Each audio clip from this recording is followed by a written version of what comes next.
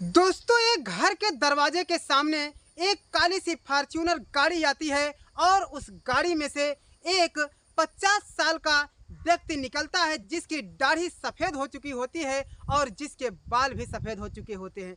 जैसे ही वो उस गाड़ी से बाहर निकलता है तो सीधे वो उस घर के दरवाजे के सामने जाता है और वो उस घर में घुसने की दुस्साहस करने लगता है। उसके बाद में घर के दरवाजे से यानी कि उत्तर साइड में एक 40 से 45 वर्ष की एक महिला गाय के स्तन से दूध निकाल रही होती है और वो जैसे ही उस बूढ़े व्यक्ति को देखती है और कहती है कि कौन हो आप, हमारे घर में क्यों घुस रहे हो। उसके बाद में वो बूढ़ा व्यक्ति जो फॉर्च्यूनर से आया है वो उस महिला के पास में जाता है और कहता है कि ज़रा मुझे गौर से देखिए और निगाहों से निगाहें लड़ाइए, हो सके तो आप मुझे पहचान जाओगी, क्योंकि मेरा आपसे वो रिश्ता है और जो रिश्ता आपसे मेरा है वो रिश्ता आपका किसी से भी नहीं हो सकता है। यह सुन करके वो महिला डर जाती है, घबरा जाती है और पड़ोस के लोगों को इकट्ठा कर देती है, शोर मचा देती है। और जैसे ही शोर सुन करके पास पड़ोस के लोग उसके घर के दरवाजे के सामने आने लगते हैं तो किसी के हाथ में डंडा और किसी के हाथ में लाठी। ऐसे में उसे मारने के लिए सब लोग बेकाबू हो जाते हैं और जैसे ही मारने की कोशिश करते हैं तो वो बूढ़ा व्यक्ति कहता है कि ठहर जाओ, अगर किसी ने एक भी डंडा उठाया तो खैर नहीं होगा। उसके बाद में वो कहता है कि अरे गांव वालों, जरा मुझे गौर से देखिए, मेरा इस गांव से बहुत ही पुराना नाता है और इस घर से बहुत ही पुराना नाता है। यह सुन करके वो लोग कहते हैं कि कौन हो तुम, कैसा नाता कैसा रिश्ता जोड़ रहे हो तुम। उसके बाद में वो व्यक्ति जब अपना नाम बताता है तो सब लोग अवाक हो जाते हैं और सब लोग सन्न हो जाते हैं और सब लोग चौंक जाते हैं। दोस्तों, कहानी बहुत ही अच्छी है और बहुत ही दिलचस्प है, जिसे सुन करके आपका कलेजा हिल जाएगा और आप एक ऐसे ख्याल में डूब जाएंगे कि आप भी सोचेंगे कहानी हो तो ऐसी होनी चाहिए। लेकिन दोस्तों, वीडियो में आगे बढ़ने से पहले मेरा बस एक ही रिक्वेस्ट है कि आप लोग हमारे इस वीडियो को ज़्यादा से ज़्यादा लाइक कर दीजिए और चैनल को कर दीजिए सब्सक्राइब, जिससे हमारे वीडियो का नोटिफिकेशन आपके मोबाइल पर आसानी से मिलते रहे। तो दोस्तों, देर न करते हुए अब हम अपनी कहानी को आपको विस्तार से समझाते हैं। दोस्तों, ये कहानी आज से लगभग 20 वर्ष पहले की है। उत्तर प्रदेश के प्रयागराज जिले के एक छोटा सा गांव है जिस गांव का नाम जगतपुर होता है। दोस्तों, जगतपुर में एक मोहनलाल नाम का लड़का होता है और वो अपने माँ बाप के साथ में अपनी ज़िंदगी बिता रहा होता है। उसके माँ बाप मोहनलाल की शादी एक सीता देवी नामक लड़की से तय कर देते हैं और मोहनलाल की बारात जाती है। बड़े ही धूमधाम से मोहनलाल अपनी बारात को ले जाता है और बड़े ही प्रेम पूर्वक विवाह संपन्न होता है। उसके बाद में मोहनलाल अपनी धर्म पत्नी सीता देवी को अपने घर पे लाता है और उसके बाद में सुहाग रात के दिन जैसे ही वो अपने कमरे में जाता है तो उसकी दुल्हन सीता देवी उठ करके मोहनलाल के पैर को छूती है और मोहनलाल उसके घूंघट को उठाता है और उसे अपने बाहों में उठा करके उसे बिस्तर पर लिटा देता है। उसके बाद में वो अपने अंगुली से एक अंगूठी निकालता है जिस अंगूठी में मोहनलाल का नाम लिखा होता है और मोहनलाल उस अंगूठी को निकाल करके अपनी दुल्हन सीता देवी के उंगली में पहनाने लगता है। सीता देवी ये सब देख करके बहुत ही खुश हो जाती है और कहती है कि बहुत ही मैं खुश हूँ, क्योंकि आपके जैसा पति पा करके मैं धन्य हो गई हूँ। दोस्तों, उसके बाद में दोनों बहुत ही अच्छी तरह से बातें करते हैं और बड़े ही प्रेम पूर्वक सुहाग रात की रात संपन्न हो जाती है। सुबह दोनों बहुत ही ज़्यादा खुश रहते हैं। दोस्तों, ऐसे ही काफ़ी समय बीत जाता है और मोहन अपने गांव में ही कोई कारोबार करता है जिससे घर का खर्चा बहुत ही मुश्किलों से निकलता है। और सीता देवी बहुत ही खर्चीली मिजाज की महिला थी। उसके पास में अगर पैसे नहीं होता था तो उसे कुछ भी अच्छा नहीं लगता था। वो अपने पति से कहती है कि पति देव, अगर आप घर पे रहोगे तो हमारी ज़रूरत पूरा नहीं हो पाएगी और इस घर की परवरिश नहीं होगी और माँ बाप के खर्चे कहाँ से आएंगे, कल को हमारे बच्चे हो जाएंगे, उनका खर्चा कहाँ से आएगा। दोस्तों उसके बाद में मोहन कहता है कि देखो सीता, कुछ दिन में सब कुछ ठीक हो जाएगा। अगर हम अपने गांव में ही रह कर के कोई कारोबार कर रहे हैं तो वो सबसे अच्छा होता है, और हम अगर बाहर निकल जाते हैं यानी कि विदेशों में निकल जाते हैं तो ना ही अपने हम परिवार का मुंह देख पाते हैं और ना ही अपने परिवार के साथ में वो लम्हे बिता पाएंगे।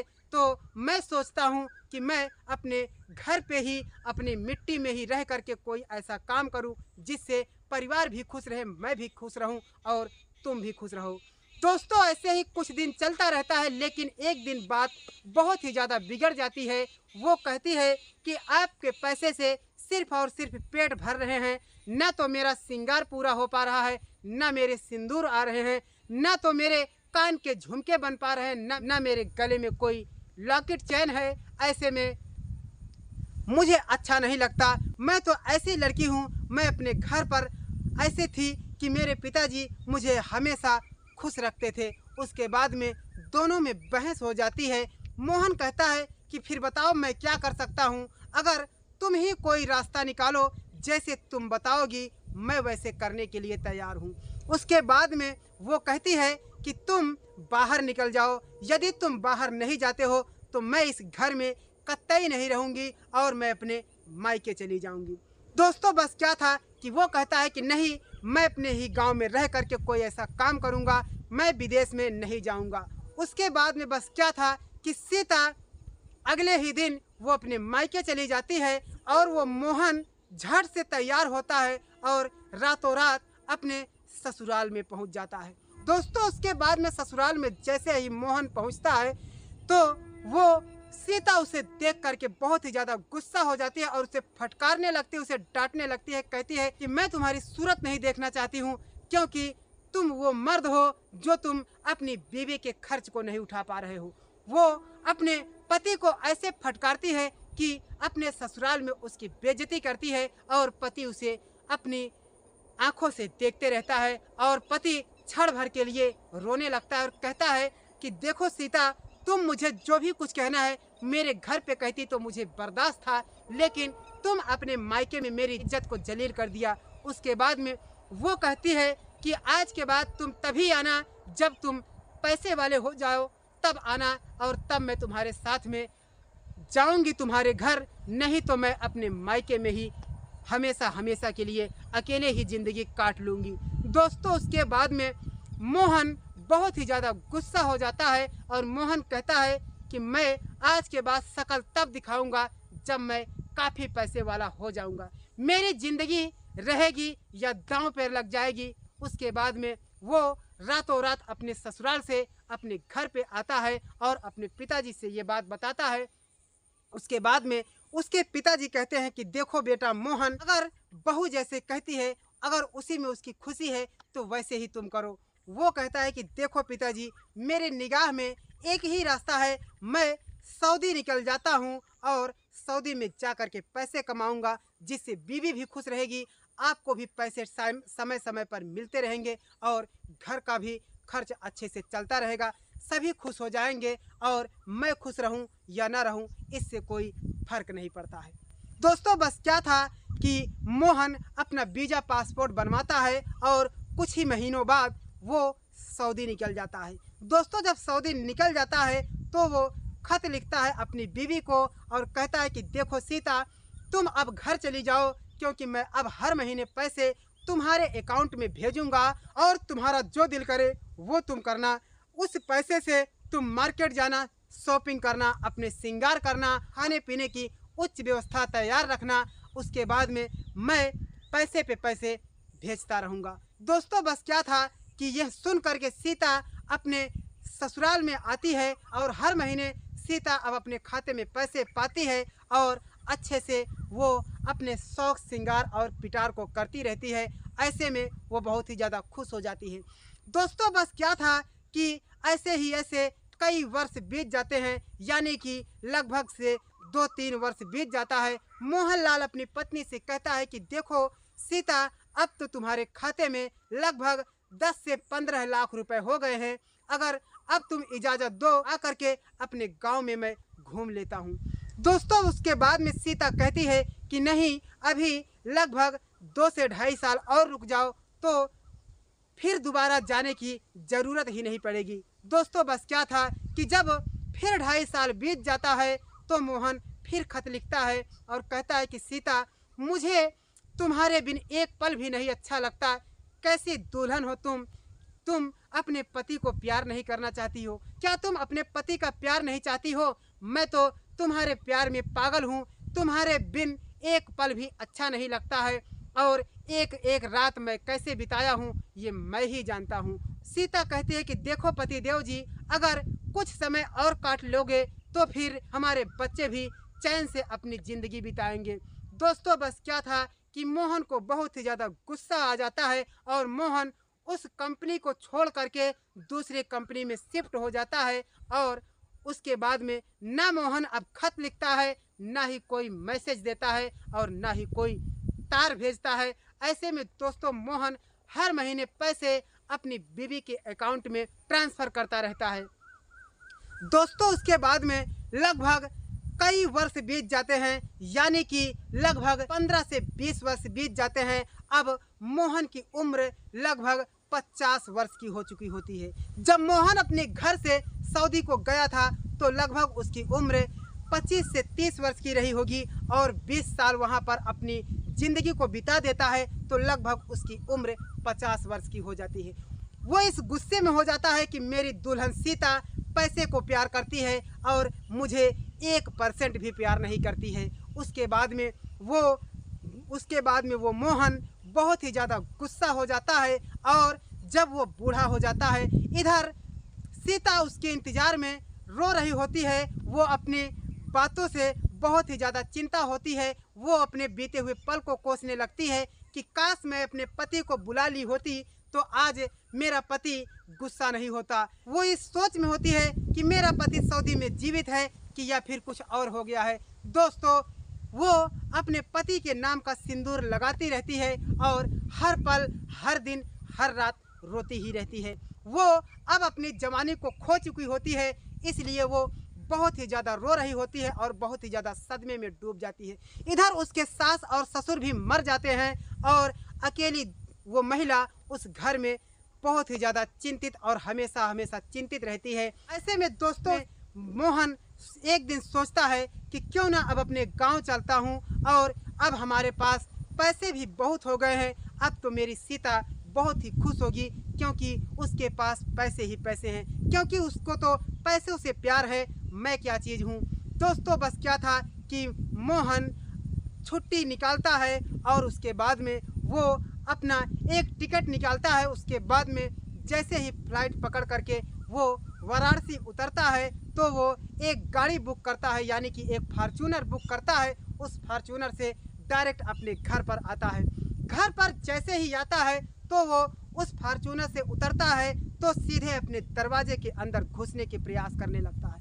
तभी बगल में यानी कि उत्तर साइड में एक महिला होती है, यानी कि इसकी जो बीवी होती है सीता, वो गाय के स्तन से दूध निकाल रही होती है और दूध निकालते वक्त रो रही होती है। वो अपने पति को हर पल हर समय कोस रही होती है और अपने बीते हुए पल को और अपने पति को विदेश भेज करके पछता रही होती है। जैसे ही उसे देखते और कहती है कि कौन हो और हमारे घर में घुसने की कोशिश क्यों कर रहे हो। दोस्तों उसके बाद में वो कहता है कि सीता जरा गौर से पहचानो, मेरा आपसे बहुत ही पुराना नाता है और ऐसा नाता है कि वैसा नाता आपका किसी से नहीं हो सकता है। दोस्तों उसके बाद में सीता बहुत ही ज़्यादा गुस्से में हो जाती है। उसके बाद में पास पड़ोस के लोगों को इकट्ठा करती है और कहती है कि देखो न जाने कौन व्यक्ति हमारे घर में घुसने की कोशिश कर रहा था। उसके बाद में बस क्या था कि जिसके हाथ में कुछ भी होता था, यानी कि किसी के हाथ में डंडा तो किसी के हाथ में कोई छड़ी होती थी, किसी के हाथ में कुछ होता था, यानी कि वहाँ पर पब्लिक इतना ज़्यादा इकट्ठा हो जाती है और मोहन को मारने के लिए दौड़ने लगती है। मोहन सारे लोगों को ठहरने के लिए कहता है और कहता है कि ठहर जाओ, यदि किसी ने हाथ उठाया तो बहुत ही बुरा हो जाएगा।